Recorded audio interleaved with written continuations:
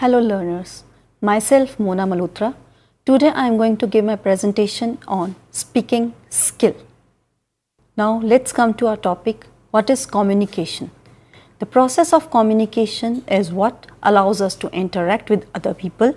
Without it, we would be unable to share knowledge or experiences with anything outside of ourselves. Common forms of communication include speaking, writing, gestures, touch, and broadcasting. Now we will discuss about language. What is language basically? Language is a tool for communication. We communicate with others to express our ideas and to know others' ideas as well. Communication takes place where there is speech. Without speech, we cannot communicate with one another. The importance of speaking skills, hence, is enormous for the learners of any language. Without speech, a language is reduced to a mere script. The use of language is an activity which takes place within the confines of our community. We use language in a variety of situations. People at their workplaces, researchers working either in a medical laboratory or in a language laboratory are supposed to speak correctly and effectively in order to communicate well with one another. Any gap in communication results in misunderstandings and problems. Now, it's a very beautiful definition has been given by O. Jespersen.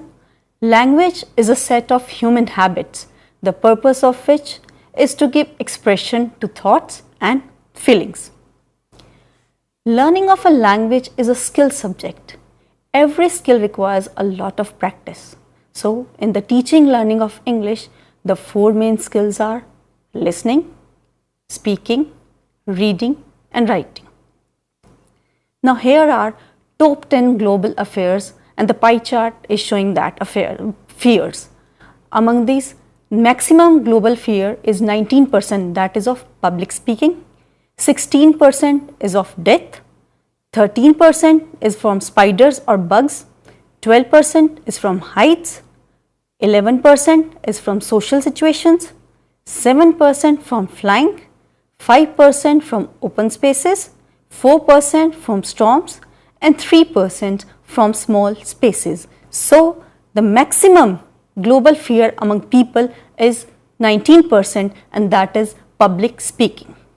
So, let's talk about speech. C.C. Fries has defined it in a very good way. The speech is the language, same as Leach and Swarthik has defined it. An important element of communicative approach is the student's ability to use and understand the spoken language. Now, what is speaking? Speech is the vocalized form of human communication. Speech production takes place in real time and it is linear, that is, utterance by utterance. Planning is severely limited, therefore, it is the hardest of all four skills. Now, speaking. It is the process of building and sharing meaning through the use of verbal and non-verbal symbols in a variety of contexts. Speaking is a skill, just like swimming, driving a car or playing ping pong. One fundamental difference is between knowledge and skill is that both can be understood and memorized, but only a skill can be imitated and practiced. Further, speaking skill is the art of communications and one of four productive skills that must mastered in learning foreign language. Good speaking skills is the act of generating words that can be understood by listeners. A good speaker is clear as well as informative. Speech skills have two major components. First one is motor perception skill, wherein the learner of a foreign language is exposed to sounds and structures of the target language, which the learner perceives, recalls and articulates in the correct order. And other one is interaction skill. As the learner progresses through various listening speaking contexts, he or she begins to reach a level where the foreign language is merged as if were the situation and the learner begin to think in the language. Now let's discuss about importance of speaking skills. The first is ability to convey your information in a proper way. Business managers, educators, military leaders, lawyers, politicians among others seek to develop their speaking skills to such a level that they are transformed into master communicators. Speaking clearly and confidently can gain the attention of an audience, providing the golden opportunity for the speaker to make the message known. Second one is ability to stand out from the rest. When one thinks of speaking skills, one tends to think of it as a common skill. Think again. The ability to stand before others and speak effectively is not an ordinary ability. Many people are deathly afraid of public speaking. Others have little ability to form thoughts into sentences and then deliver those words in a believable way. Third one is ability to benefit derivatively. Well-developed verbal skills can increase one's negotiation skills. Self-confidence is improved. A growing sense of comfort comes from speaking in front of larger and larger audiences. A reputation for excellence in speaking can accrue over time, thereby imparting a certain credibility to the speaker. And the next one is career enhancement. Employers have always valued the ability to speak well. It is and always will be an important skill and well worth the effort in fully developing. Speaking skills are important for career success, but certainly not limited to one's professional aspirations. Speaking skills can enhance one's personal life, thereby bringing about the well-rounded growth we should all seek. Now let's discuss about English sound systems. There are 26 letters and 44 sounds. There is an alphabet or symbol for each. These symbols have been given by International Phonetic Association, that is IPA. English sounds can be divided into vowel sounds and consonant sounds. Now let's discuss about vowel.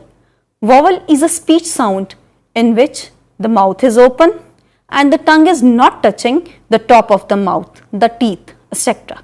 A definition given by Oxford Learner's Dictionary and other one given by Cambridge Learner's Dictionary, that is, vowel is a speech sound produced by humans when the breath flows out through the mouth without being blocked by the teeth, tongue or lips. Now vowel sounds. Voice sounds in the production of which there is no obstruction, partial or complete, the result will be a vowel sound. Although there are 5 vowels, that is A, E, I, O, U, but there are 20 vowel sounds which have been classified as first pure vowel sounds that are 12 in number and diphthongs that are 8 in number. Pure vowel is a single vowel sound, that is, for example, cat, bat, letter, better. Pure vowels which are 12 in numbers are classified as long vowels and short vowels. Long vowels are 5 in number and short vowels are 7 in number. Let's talk about diphthongs, which are 8 in number. It is a combination of 2 vowel sounds pronounced as a single syllable. It is a glide from one vowel to another. They are also called impure vowel sounds because they do not have the purity of one sound. Example, toy, voice, tour, poor. This is all about diphthongs. Now consonant sounds, English spelling system has 24 consonants in all. Now let's talk about voice and voiceless sounds. Most ordinary speech sounds contain either breath or voice.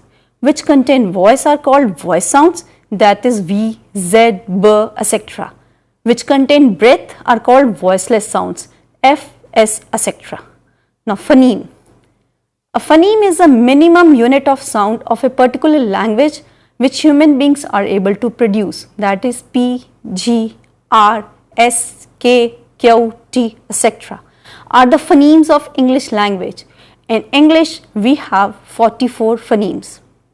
Let's talk about syllable.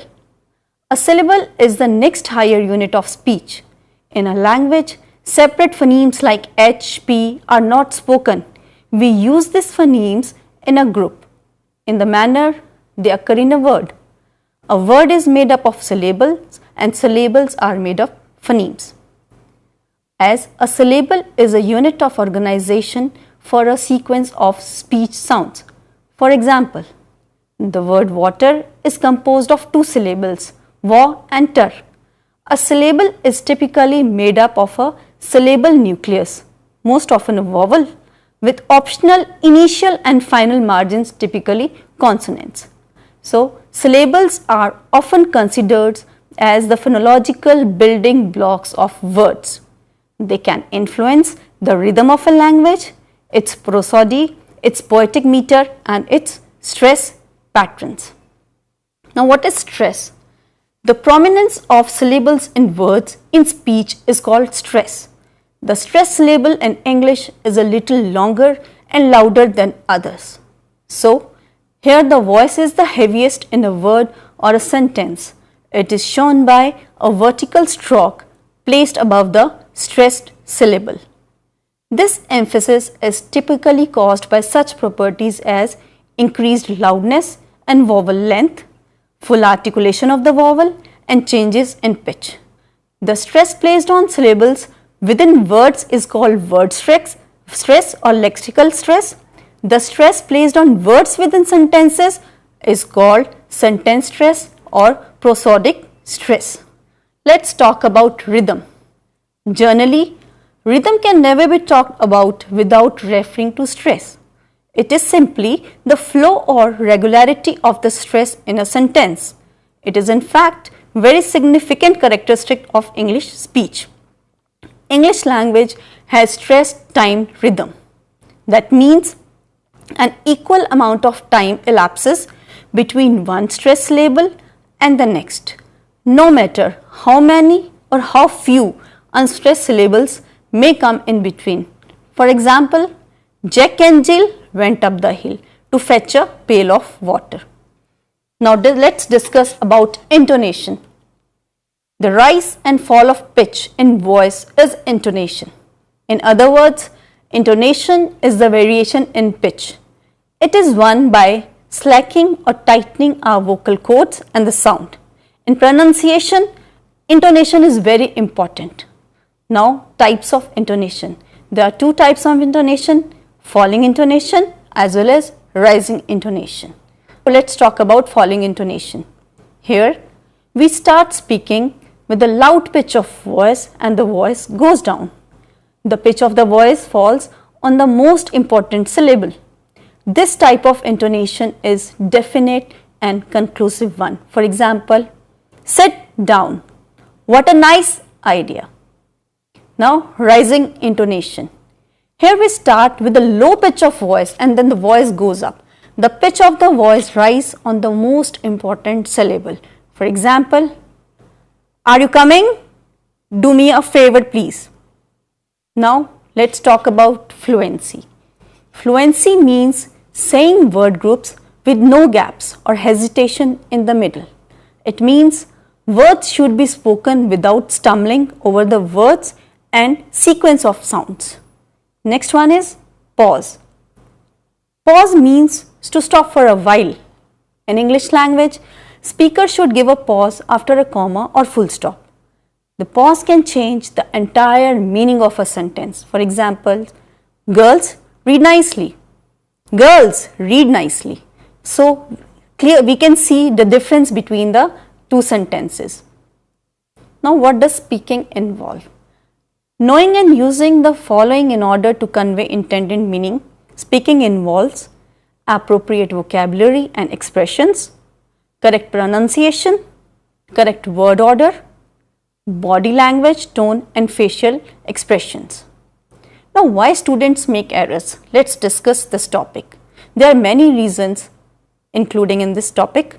First one is interference of mother tongue speech habits. Second one is lack of exposure. Third one, lack of teacher. Fourth is lack of attention to English pronunciation. Fifth one is lack of knowledge of intonation and stress. Sixth is crowded classroom. and seventh is lack of curriculum emphasis on speaking skills. Now here are some suggestions for good pronunciation. It means what we should do to improve our pronunciation. The first is opportunities should be given so that learners can speak and can get feedback. Second is audio-visual aids can be useful. Next is environment must be congenial. Next is individual drill and chorus drill, both should be given. Next, English should not be taught with the help of mother tongue. Next one is correct speech habits should be encouraged. Moreover, learners should be helped to know the functioning of speech organs in correct pronunciation and how to follow them. And learners can be encouraged to watch TV shows, plays, dramas and BBC channels. Thus, for proper pronunciation, a good knowledge of sound system, stress, rhythm, intonation, fluency and pause are needed. So, next is what to do before speaking. What are the things we should keep in mind before speaking? First, be an active listener. Second is be a quick organizer of thoughts. And third is structure your speech in mind. It means we should keep the things in our mind before speaking. Now here are some micro skills. First is to pronounce the distinct sounds. Second is use the correct form of words. Third one, put words together in correct word order. Next is use vocabulary appropriately. Fifth, use the language that is appropriate. Now there are some kinds of speaking situations in which we find ourselves. First is interactive, next is partially interactive and third one is non-interactive. Interactive speaking situation include face-to-face conversations and telephone calls in which we are alternatively listening and speaking and in which we have a chance to ask for clarification, repetition or slower speech from our conversation partner. Next, some speaking situations are partially interactive, such as when giving a speech to a live audience where the convention is that the audience does not interrupt the speech.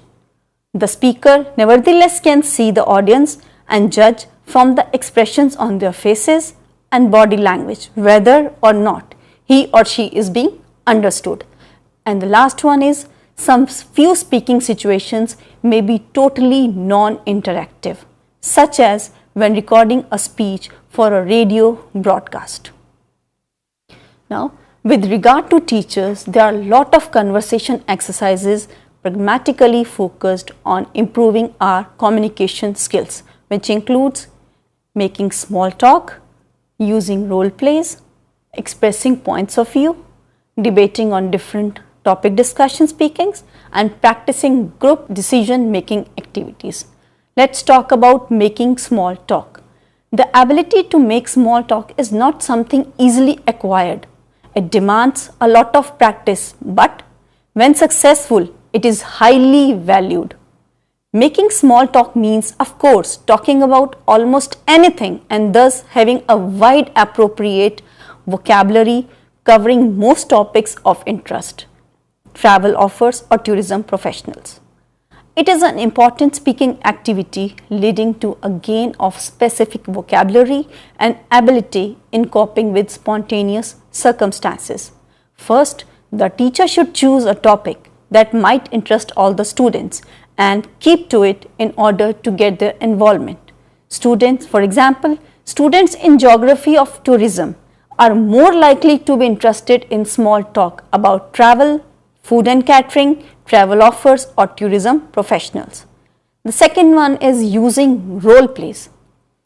The role play is a basic speaking activity focused on target structures which the teacher provides by the use of cue cards, turning ordinary conversation practice into a mini drama and thus humanizing language teaching.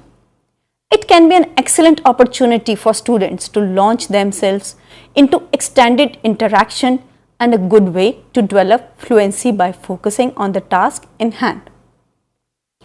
The teacher should build up the atmosphere by asking lead-in questions as to warm up and engage students' interest in the specific situation and to set the context of their role play. The third one is expressing points of view. This speaking activity helps students express their opinions on a number of issues and explain their reasoning. The teacher should give points of view worksheet and ask them to rate their opinion from 1 to 10 on different statements from the student's field of interest. It is a dynamic activity involving on the long run a gain of confidence and self-assuredness of students expressing their own points of view or in making comments on other person's points of view. Fourth one is debating on different topic discussions. A debate is a form of argument based on several rules of conduct and arguing techniques.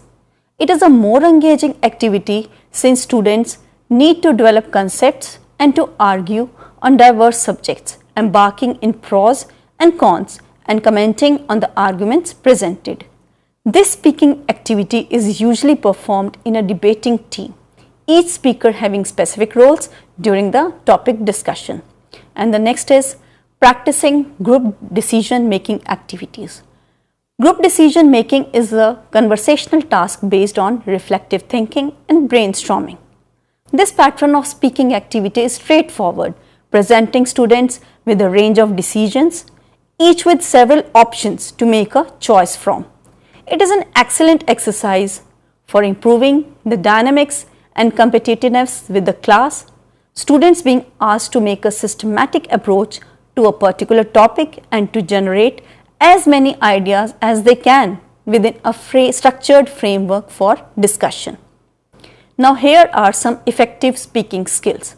First, plan and organize what to say. Think before you talk.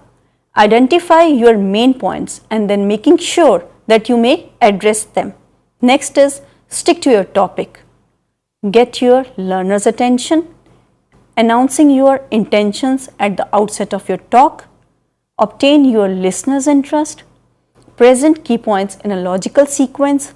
Use spoken cues to tell your listeners what is important and avoid jargon. Now, it's an important thing how to develop speaking skills.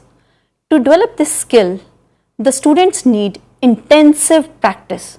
Speaking practice is usually done in pair and group work. Now, what's the role of teacher in a speaking class?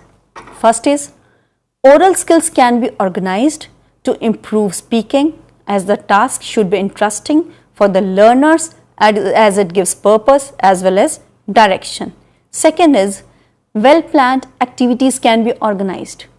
Teacher has to see that each member of the group gets the chance to speak. Next one is feedback session can be held wherein language errors are discussed and the correct forms are given to the learners. The teacher may even give remedial exercise to help correct the errors that come to light during the activities like role play, class, debate, narrating stories, radio shows, etc. Now here are some things to remember, which is happy is the hearing man, unhappy the speaking man. The difference between a smart man and a wise man is that a smart man knows what to say and a wise man knows whether or not to say it. Speak well and live well. Always think before speaking. Now, in the end, I would like to sum up my session by revising what we have studied today. Earlier, from the very beginning, we have talked about what is learning. Learning is a skill, tool for communication. We communicate with others to express our ideas and to know others' idea as well. Then we talked about language. What is language? Language is a set of human habits, the purpose of which is to give expression to thoughts as well as feelings. As learning of language is a skill subject, as every skill requires a practice. In the same way, in teaching learning of English, there are main 4 skills, and that are listening, speaking, reading and writing. Then we talk about our top 10 global fears: public speaking, death, spiders, heights, social situations, flying, open spaces, storm, small places, and the maximum percentage was of public speaking, and that was 19%. Now then we talked about speaking. What is speaking? Speech is the vocalized form of human communication. Speech production takes place in real time, and moreover it is linear, that is utterance by utterance, and planning is severely limited, therefore it is the hardest of all 4 skills. Now about speaking skills, we discuss about 2 major components of speech skills, that were motor perception skills, wherein the learner of a foreign language is exposed to sounds and structures of the target language which the learner perceives, recalls and articulates in the correct order. And next was interaction skill. As a learner progresses through various listening speaking contexts, he or she begins to reach a level where the foreign language is merged as if for the situation, and the learner begin to think in the same language. Then we discussed about importance of speaking skill, and that was ability to convey our information in a proper way, ability to stand out from the rest, ability to benefit derivatively, career enhancement. Then we discussed about English sound system, in which we discussed that there are 26 letters and 44 sounds in English sound system, and these symbols have been given by International Phonetic Association, that is IPA. Then we discussed about English sounds which can be divided into 2, vowel sounds and consonant sounds. Vowel is a speech sound in which the mouth is open and the tongue is not touching the top of the mouth and the teeth. There are 5 vowels, that is A, E, I, O, U, but there are 20 vowel sounds which have been classified as pure vowel sounds and diphthongs. Pure vowel sounds are 12 in number, whereas diphthongs are 8 in number. Pure vowel is a single vowel sound, and pure vowels which are 12 in numbers are further classified into long vowels and short vowels. Long vowels are 5 in number and short vowels are 7 in number. Now we have discussed about diphthongs, and diphthongs is a combination of 2 vowel sounds produced as a single syllable. They are also called impure vowel sound because they don't have the purity of one sound, and examples have been given: toy, tour, poor. And English there are 24 consonants in all. Then we discussed about voice and voiceless sounds, about phoneme, about syllable, about stress, about rhythm, and about intonation. As in intonation, the intonation is the rise and fall of pitch, which is called intonation. In other words, intonation is a variation in pitch. It is won by slacking or tightening our vocal cords and the sound. And in pronunciation, intonation is very important. And there are 2 types of intonation: falling intonation, rising intonation. In falling, we start with the loud pitch of voice and then voice goes down, and the pitch of the voice falls on the most important syllable. This type of intonation is definite and conclusive one. And about rising intonation, we discussed that it starts with a low pitch of voice and the voice then goes up. The pitch of the voice rises on the most important syllable. Then we talk about fluency, pause, and then we discuss about what does speaking involves. It involves appropriate vocabulary, expressions, correct pronunciation, correct word order, body language, tone and facial expressions.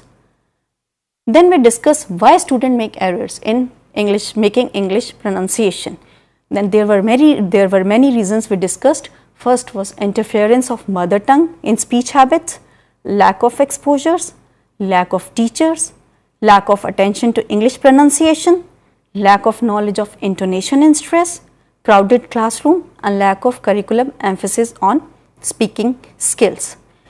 Then we have given many suggestions for good pronunciation, like opportunities should be given so that learners can speak, environment must be congenial, individual as well as chorus drill should be given, and English should not be taught with the help of mother tongue. In the end, and I would like to say that for a proper pronunciation, a good knowledge of sound system, stress, rhythm, intonation, fluency and pause are needed. Thank you.